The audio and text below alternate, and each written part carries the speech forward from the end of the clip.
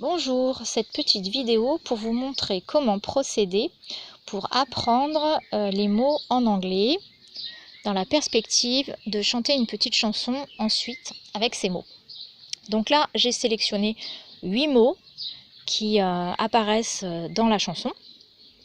J'ai sélectionné les 3 noms d'animaux qui figurent dans la chanson et les verbes d'action qui sont associés à ces animaux. Donc premier exercice, il va falloir prononcer chaque mot les uns à la suite des autres et les faire répéter à votre enfant. Donc par exemple, vous dites kangaroo et votre enfant répète kangaroo. On procède pareil pour butterfly et votre enfant répète butterfly. Donc on procède ainsi pour tous les mots. Platypus, jump, fly, swim, sleep, touch. Vous refaites cet exercice plusieurs fois de manière à ce que votre enfant imprègne bien le mot en anglais. Et ensuite, on peut faire un deuxième exercice où on fait la même chose, sauf qu'au fur et à mesure, on va enlever une image, mais on va garder le petit jeton pour bien garder la mémoire de cette image, parce qu'il va quand même falloir dire le mot associé à l'image qu'on a enlevée. Donc par exemple, je fais une première série sans rien enlever.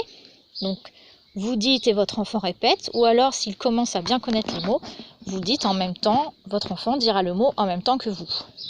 Kangaroo, butterfly, platypus, jump, fly, swim, sleep, touch. Et je vais par exemple enlever le mot jump. Et je laisse le petit jeton.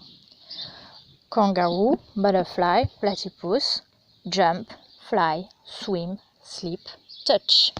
Et ainsi de suite. Donc à chaque fois, j'enlève une nouvelle carte, mais je laisse un jeton pour bien matérialiser là où elle était. Kangaroo, butterfly, platypus, jump, fly, swim, sleep et touch. Ainsi de suite jusqu'à ce qu'en fait il n'y ait plus que les jetons. Et il va donc falloir dire quand même les mots. Donc voilà pour la première étape, pour voir les mots et les mémoriser. Donc pendant ces 2 étapes, il faut bien sûr conserver le même ordre des images, parce que ça va aider à la mémorisation du mot associé à l'image.